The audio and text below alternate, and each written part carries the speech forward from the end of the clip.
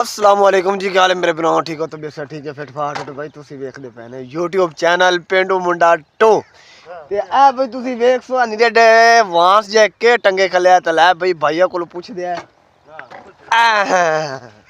अस्सलामुअलैकुम जी।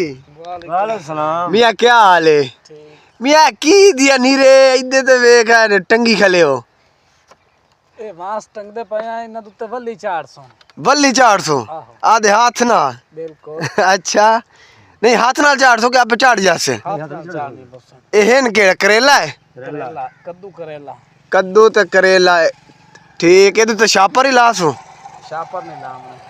अच्छा ठीक ठीक ए कितना है वांस उसी ए वांस 10 फुट कितना 10 फुट 10 फुट दे नहीं नहीं ये टोटल कितना लग गयो उसी टोटल वांस है 800 सारा जेड़ा लगा खला 800 वांस।